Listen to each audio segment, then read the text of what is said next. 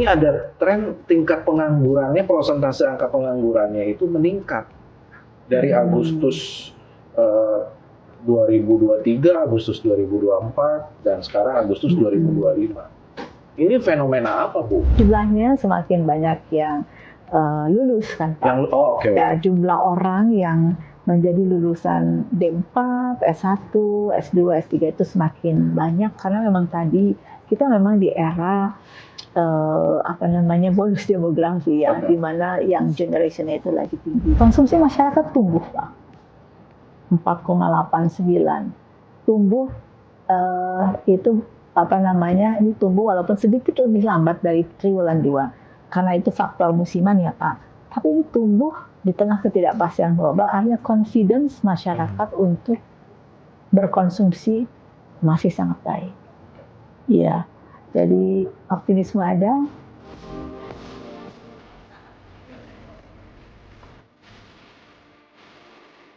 Nah, tapi Bu, kalau terkait lapangan kerja, Bu, gimana?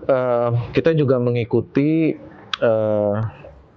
angka pengangguran itu memang turun, Bu, ya. Angka pengangguran turun. Artinya dibandingkan Agustus yang sebelumnya, ini juga kan fenomena yang sangat baik ya, Bu, ya. Betul. Artinya semakin banyak angkatan kerja kita yang bekerja. Nah, ada catatan khusus, Bu, terkait ini yang kira-kira Ibu bisa highlight. Catatan khusus kami adalah kita harus perlu melihat dulu bagaimana situasi dari pasar ketenagakerjaan kita. Kalau kita lihat dari jumlah penduduk bekerja, jumlah penduduk bekerja kita kan naik ya. Jumlah penduduk kerja kita naik. Jadi kalau kita lihat dari pohon, saya itu selalu punya yang saya sebut dengan pohon statistik ketenagakerjaan. Nah, itu seperti pohon nama kita ininya ya. Jadi kita bisa mencermati berapa sebenarnya peningkatan penduduk usia kerja.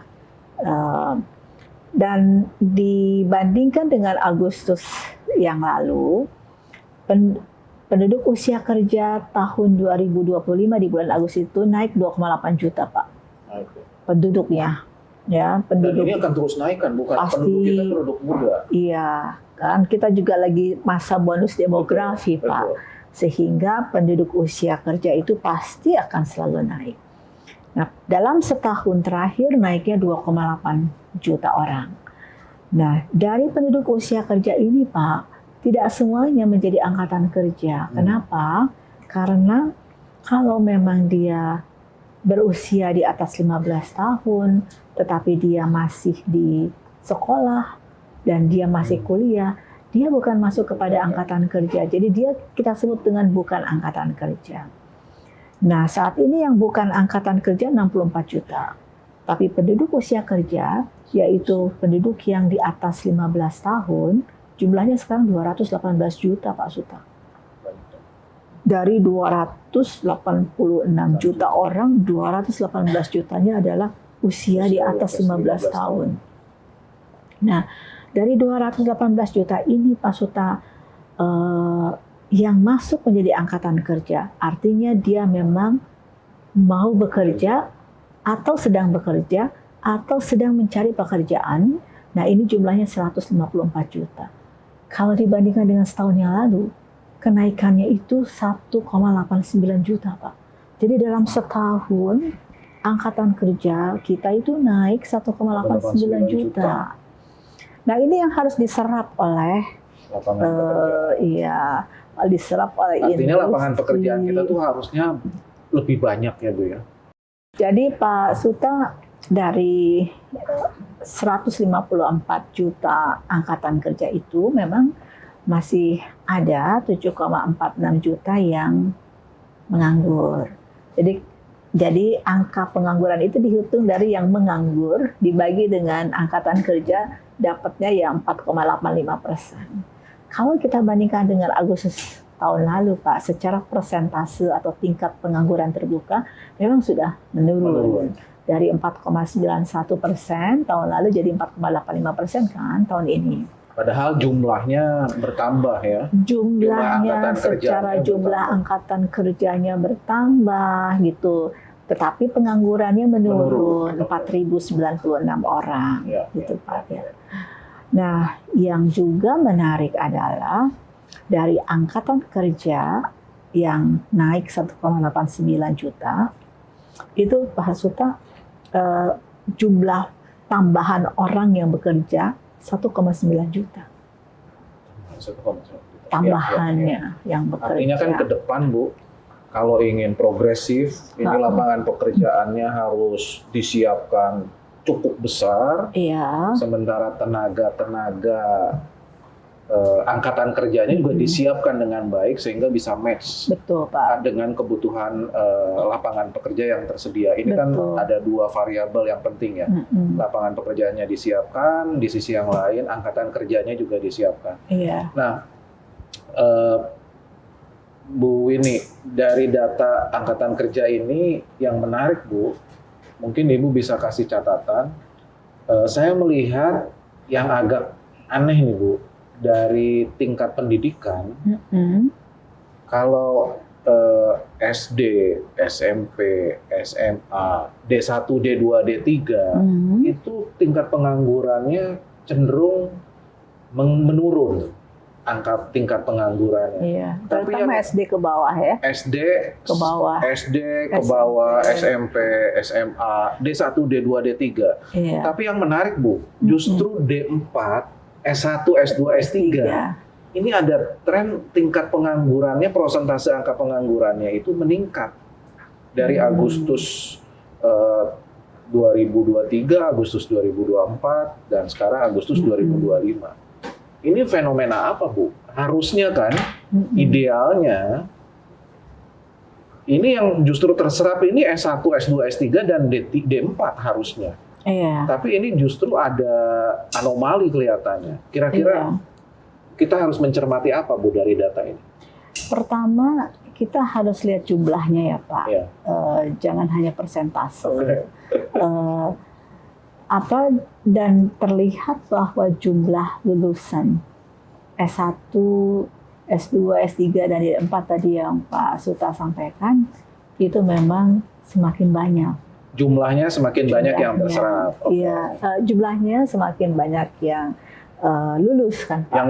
Ya, jumlah orang yang menjadi lulusan D4, S1, S2, S3 itu semakin banyak karena memang tadi kita memang di era bonus demografi ya, di mana yang generation-nya itu lagi tinggi. Terus kemudian Pak, yang kedua adalah karena kecepatan dari lulusan S1, D4, S2, S3 mungkin belum diimbangi dengan kecepatan dari penyerapan lapangan pekerjaan yang membutuhkan lulusan itu, Pak. Nah, artinya selain kita meminimalkan mismatch dari jenis pekerjaan dengan jenis lulusan, tetapi juga kecepatan dari penyerapan lapangan pekerjaan untuk lulusan D4, S1, S2, dan S3 juga harus diimbangi. Nah, ini yang kalau untuk negara berkembang, Pak, seperti negara berkembang Indonesia dengan jumlah penduduk yang besar, artinya juga angkatan kerjanya besar, maka pertumbuhan ekonomi 5% itu belum cukup. Belum cukup ya? Iya, karena kita harus memastikan angkatan kerja itu bisa terserap dengan semaksimal mungkin, artinya ekonomi harus tumbuh lebih cepat. Nah, itu kira-kira Pak. Jadi itu yang pertama. Yang kedua, kalau kita lihat fenomena yang menarik adalah penduduk bekerja dengan pendidikan SD ke bawah itu kan semakin menurun. Ini sinyal bagus. Gimana Bu penduduknya? Penduduk bekerja yang berpendidikan SD ke bawah itu semakin menurun. Oke. Artinya lulusan SD yang langsung bekerja kan semakin turun, Pak. Dia akan setelah SD lebih cenderung untuk meneruskan ke SMP, ke tingkat yang lebih tinggi. Dan ini kan selaras dengan program pemerintah, Pak. Artinya ini bagus dong Bu, tren yang sangat baik ya. Bagus Pak. Kalau nanti penduduk pekerja berpendidikan SD ke bawah seandainya mengalami peningkatan, Pak, artinya banyak dari lulusan SD yang langsung masuk ke lapangan kerja. Padahal belum saatnya dia masuk ke lapangan pekerja, Pak. Itu satu, atau berarti kualitas dari SDM pekerja kita atau pekerja kita kan mayoritas SD ke bawah kan nggak bagus, Pak. Artinya itu menunjukkan kualitas dari SDM yang tersedia di lapangan kerja di Indonesia. Bu, berarti sebetulnya kalau saya dengarkan tadi ya paparan dari Ibu ini, cerita-cerita Ibu ini, sebetulnya mestinya kita itu nggak usah terlalu pesimis ya Bu ya dengan kondisi saat ini, bahkan harusnya cenderung optimis. Harus dong, Bu. optimis, Pak, karena kita melihat bahwa Karena dengan data-datanya angka-angka tadi menunjukkan hal ke arah sana. Ya, ini di tengah situasi global yang tidak menentu sebenarnya, Pak. Artinya di tengah kondisi global yang tidak menentu, tapi kita masih dalam kondisi Kita seperti masih, ini, ekonomi kita masih industrialisasi solid. rebound, Iya. kemudian angkatan kerja atau tingkat pengangguran mengecil, gitu ya. Artinya ekonomi Indonesia ini punya kekuatan untuk tetap tangguh di tengah ketidakpastian global. Karena Indonesia kan bukan ekonomi yang kecil, Pak. Ya. Kita adalah ekonomi yang besar. Dengan segala sumber daya yang kita miliki, baik sumber daya alam, sumber daya manusia, lalu kemudian juga posisi geografis kita, dan kemampuan kita juga untuk bisa saling mengisi kebutuhan domestik dengan sumber daya yang dimiliki oleh Indonesia secara domestik, ini adalah sesuatu hal yang luar biasa. Kalau saya melihat misalnya begini, Pak, yang paling menarik juga adalah bagaimana mobilitas masyarakat yang kita cermati dari data yang kita rekam melalui big data, Pak. Namanya mobile positioning data. Jadi kan BPS itu merekam tidak hanya dari survei sensus ya Pak, tapi juga kita mengumpulkan data-data administrasi dan bahkan kita memanfaatkan mobile positioning data untuk menghasilkan statistik pariwisata, baik pariwisata mancanegara atau wisatawan domestik, Pak. Dari data yang kita hasilkan, itu wisatawan Nusantara kita sepanjang Januari sampai dengan September untuk wisatawan Nusantaranya tumbuh double digit, Pak. Wisatawan Nusantara tumbuh double digit. Tumbuh double digit. Sedangkan mancanegara juga tumbuh, Bu. Wisatawan mancanegara juga tumbuh. Nah, kita punya datanya.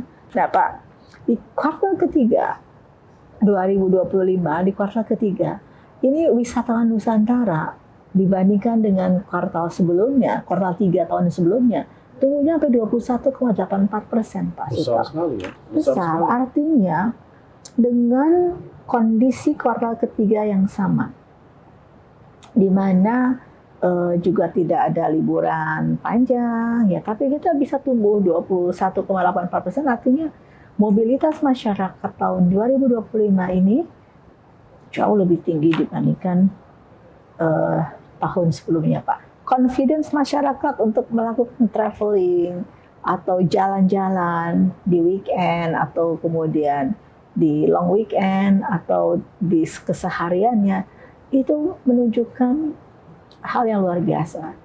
Dan catatan kami yang menarik juga, Pak, ya, kalau dari wisatawan Nusantara nih, Pak, kalau dia provinsinya provinsi besar seperti Jawa Barat, Jawa Timur, maka pergerakan orangnya itu cenderung untuk melakukan traveling di dalam provinsinya, Pak. Karena kan Jawa Timur pasti punya banyak destinasi wisata. Misal orang Surabaya biasanya nih Pak ke Malang, gitu kan, untuk melakukan atau untuk sekedar refreshing di akhir pekan. Karena kan juga destinasinya dibangun lumayan banyak. Tapi kalau misalkan provinsi kecil yang secara luasannya tidak terlalu besar seperti DKI Jakarta, Pak, itu cenderung untuk melakukan wisata atau perjalanan keluar provinsi DKI. Jadi dengan data big data ini Pak, kita bisa merekam. Dan kami tidak mungkin memanipulasi data ini Pak, orang jelas sumbernya. Jadi Pak, kalau kita lihat yang wisatawan Nusantara di kuartal ketiga 2025 itu memang lebih rendah daripada kuartal kedua 2025. Karena kuartal kedua itu adalah puncak dari wisatawan Nusantara untuk melakukan traveling, karena di kuartal kedua kan kalau kita ingat Pak Suto ada Idul Fitri, Idul Adha, Waisak segala macam, dan bahkan Idul Fitri juga kita punya liburan panjang. Itu puncak Pak dari perjalanan wisatawan Nusantara. Jadi kalau kita bandingkan kuartal ketiga dibandingkan dengan kuartal kedua gitu Pak, negatif tumbuhnya secara Q2Q. Karena yang tadi ini kan faktor musiman Pak. Musim libur naik, begitu kuartal ketiga tidak ada musim libur lagi, drop Pak. Tuh negatif 13,05% secara Q2Q. Tapi kalau kita bandingkan secara tahunan, mau melihat apakah ada perubahan secara tahunan dengan kondisi yang sama, yaitu kondisi Q3. Nah, ternyata ini udah tumbuhnya 21,84%. Jadi dengan kondisi yang sama dan tidak ada liburan, kondisi yang sama memang Q3 adalah orang balik ke sekolah dan ke kantor gitu ya Pak. Dan mobilitas menunjukkan pergerakan ekonomi kan Bu ya? Betul mobilitas itu Pak, salah karena satu parameter penting. mobil orang itu traveling pasti spending. Entah itu yang jelas pasti makan Pak, di restoran. Pasti melakukan spending untuk transportasi, itu jelas. Ya. Nah, untuk mancanegara juga sama Bu, fenomena. Untuk wisatawan mancanegara Pak Suta, ini juga sama halnya dengan wisatawan Nusantara. Di kuartal ketiga 2025 ini tumbuhnya hampir 11,5%. Besar ya? Iya, dibandingkan tahun lalu kuartal yang sama. Gitu.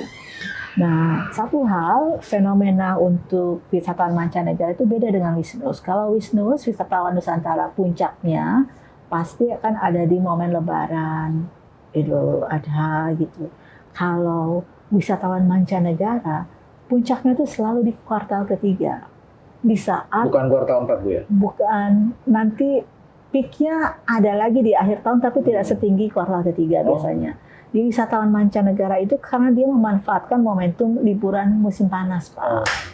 Ya, karena dia datang ke Indonesia liburan musim panas, nah itu biasanya Juli, Agustus gitu. Dan fenomena ini sudah berada di atas posisi sebelum COVID Bu. Betul. Ini yang tanda-tanda yang sangat baik. Iya, jadi kalau kita lihat di triwulan ketiga 2025 ini, satu triwulan saja udah 4,4 juta kunjungan Pak. Tahun lalu di kuartal ketiga yang sama jumlahnya 3,9 juta Pak. Itu naiknya kan 11,5%. Nah, kalau kita lihat COVID hampir nol Pak. Yang kunjungan ke kita tuh betul-betul hampir nol, karena memang tidak ada mobilitas, tetapi yang masih bergerak itu yang di lintas batas aja Pak. Jadi kalau antara Timor Leste dengan Nusa Tenggara Timur itu masih ada pergerakan selama COVID, itu kita tangkap dengan mobile positioning data. Tapi kalau yang melewati pintu masuk utama bandara internasional waktu COVID itu udah nol Pak. Benar-benar kita lihat datanya flat, zero Pak. Tapi kalau Wisman yang lewat perbatasan di Pulau Kalimantan, Sarawak dengan Kalimantan Barat atau Kalimantan Utara begitu Pak, dan juga di perbatasan Timor Leste itu masih ada. Oke. Nah Ibu, ini karena waktu ya, Ibu pasti banyak kegiatan. Kalau ngobrol sama Bu Winnie ini bicara data dari A sampai Z banyak banget, dan ternyata menarik. Nah, pertanyaan saya sebetulnya, orang Indonesia ini udah seneng baca data apa belum sih Bu? Data-data BPS nih yang banyak seperti ini nih sudah banyak yang menggunakannya, atau belum sih Bu sebenarnya? Kan tadi Ibu cerita data aja baru sebagian kecil, saya rasa pasti Iya. ini dari kekayaan. Ini sangat BPS. sebagian kecil, Pak. Ya. Itu gimana Bu sejauh ini? Jadi kalau akademisi, Oke. terus kemudian peneliti, itu sudah banyak Pak Sudah yang banyak, memanfaatkan ya. data BPS sejak dulu. Nah juga pemerintah sekarang sudah mulai meningkat Pak. Waktu dulu sebagian sudah ada yang memanfaatkan, sekarang semakin bertambah lagi. Pemerintah daerah gimana Bu? Pemerintah daerah sekarang sudah sangat eager untuk memanfaatkan Oke. data BPS karena saya melihat banyak sekali kepala daerah yang ingin berkolaborasi dengan BPS daerah Pak. Oke. Salah satunya karena waktu itu ada retreat kepala daerah yang di Magelang. Oke. Saya juga menjadi salah satu narasumber di situ untuk memaparkan bagaimana data-data statistik yang dihasilkan BPS dan bagaimana ini bisa mensupport kebijakan pemerintah daerah. Ternyata itu efeknya sangat luar biasa. Kepala daerah jadi sadar pentingnya data statistik, Pak Suta. Dan saya sampaikan juga di situ, kami punya kantor di seluruh Indonesia, di tingkat provinsi dan kabupaten kota. Tentunya BPS di provinsi dan kabupaten kota siap untuk berkolaborasi dengan gubernur dan bupati wali kota. Itu dampaknya luar biasa. Jadi ngomongin data itu sebenarnya nggak pusing Bu ya? Iya. Justru mencerahkan Bu ya? Iya, apalagi sekarang kan Pak, kalau bansos, itunya Pak Mensos kan selalu menyampaikan beliau bahwa bansos harus berbasis kepada data tunggal sosial ekonomi nasional atau DTSN. Pokoknya data yang satu-satunya digunakan untuk penyelenggaraan bansos hanya DTSN. Itu luar biasa Pak. Artinya ini menjadi single reference. Satu, yang kedua orang jadi melek data dan mengenal DTSN. Dan yang ketiga yang sangat bagus juga Pak Mensos bahwa kita yang penting beriman saja sama BPS. Data beriman. itu, iya, gitu. Jadi maksudnya itu jadikan BPS sebagai rujukan dan referensi toh memang BPS lah yang memang tugas dan keahliannya di bidang statistik, Pak. Saya bisa garanti, Pak. Tidak ada lembaga lain yang punya kekuatan SDM statistik sebanyak BPS. Karyawannya saja 20.000 lebih ya Bu ya? 20.900 dan 95% adalah lulusan statistik Pak. Oke. Karena kita juga punya politeknik statistik. Nah Bu, terakhir untuk Sobat Suar nih Bu, yang penggerak dunia usaha. Ibu bisa nggak kasih highlight? Kan kalau penggerak dunia usaha pasti mereka itu butuh peluang-peluang apa nih ke depan yang mereka bisa ambil ya pada opportunity yang sangat besar. Nah kalau Ibu melihat dari data-data yang ada di BPS ini Bu, kira-kira bocoran nih untuk para penggerak dunia usaha, kira-kira data apa yang Ibu bisa share, bisa sampaikan yang bisa membuka mata, oh iya di sini saya sebetulnya punya peluang ke depan untuk menggerakkan dunia usaha di Indonesia ini lebih baik. Kira-kira ada data apa? Pertama Pak, dari data PDB saja gitu, kalau kita lihat lebih detail, kita akan melihat bahwa ada pergeseran dari pola konsumsi masyarakat. Pergeseran pola konsumsi. Di mana sekarang yang tumbuh tinggi untuk konsumsi masyarakat itu adalah yang terkait dengan transportasi atau mobilitas, komunikasi terkait dengan paket data, mobile phone, streaming, dan lain-lain. Dan yang kedua adalah terkait dengan restoran dan hotel, Pak. Jadi dari situ kita bisa melihat bahwa memang demand dari masyarakat Indonesia itu yang sedang tumbuh tinggi atau di atas 6% pertumbuhannya, itu di situ Pak, yang terkait dengan lifestyle. Lifestyle. Iya Pak. Kalau kita lihat peluang bisnis pasti dikaitkan dengan demand kan Pak, dengan pasar yang lagi terbuka seperti apa. Dan kalau kita Pak Suta jalan ke mall misalnya begitu Pak, maka yang penuh dan antri pasti restoran dan kafe, ya Pak. Yang penuh adalah sisi itu, bagian itu. Sehingga ada beberapa mall yang saya perhatikan, dia meredesain ulang, Pak. Meredesain ulang menjadi lifestyle center. Ada bioskop, ada kafe, ada restoran yang dari mulai high end atau restoran yang biasa aja, ada yang kafe sekedar untuk nongkrong. Tapi ternyata di situ pasarnya, Pak, yang ada. Tapi kalau misalnya dia isinya hanya toko, Pak, misalkan suatu mall itu isinya toko, dan saya melihat ininya nggak terlalu banyak pengunjungnya. Dan kalau ada satu mall ada sisi toko dan sisi lifestyle yang penuh yang di situ.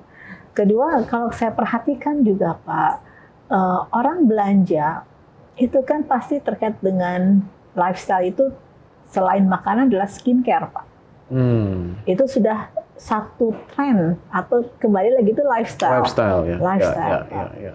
Dan juga, Pak, dengan fenomena masyarakat yang sudah sangat senang kalau belanja melalui online. Jadi kalau ada perusahaan ataupun toko yang tidak menjamah pasar online, itu daya saingnya relatif rendah. Jadi sebenarnya bahkan justru ada toko yang tidak punya fisik tapi hanya punya online, tetapi dia bisa menjamah market itu, malah tumbuh luar biasa.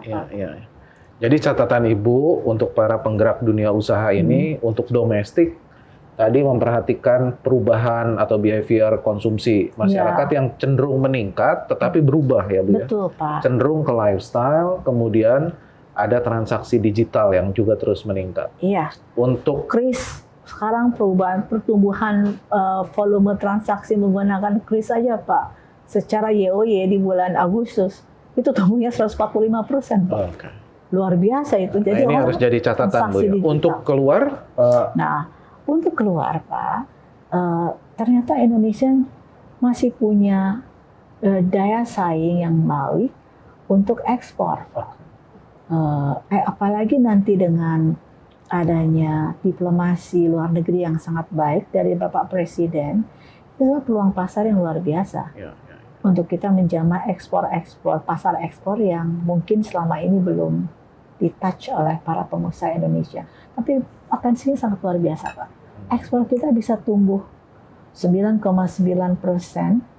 PDB, Pak, ekspor barang dan jasa. Ya, barangnya kan pasti produk ekspor, jasanya pasti wisatawan mancanegara, Pak, yang memberikan kontribusi itu. Itu sesuatu yang sangat luar biasa. Di tengah situasi global yang tidak itu. Nah, kalau kita lihat juga ekspor yang tumbuh tinggi, sekarang yang lagi bagus, ekspor produk industri, Pak. Produk industri. Alas kaki ke Amerika masih tumbuh bagus, Pak, dari data BPS. Tekstil rajutan masih bagus tumbuhnya ke pasar Amerika. Belum ke pasar-pasar yang lain yang ke depan, Eropa yang akan dibuka dengan EU CEPA dan yang lain-lain. EU CEPA ya, Pak. Indonesia EU CEPA. Lalu kemudian ada pasar Timur Tengah yang lagi growing, bahkan Pak, pasar Afrika yang penduduknya juga banyak dan growing marketnya. Ini sesuatu potensi yang sangat baik. Artinya banyak banget ya Bu ya, peluang yang sebenarnya bisa dimanfaatkan ke depan oleh para penggerak dunia usaha ini, baik di domestik maupun keluar, Bu ya. Betul, Pak. Mendorong ekspor kita lebih baik. Betul.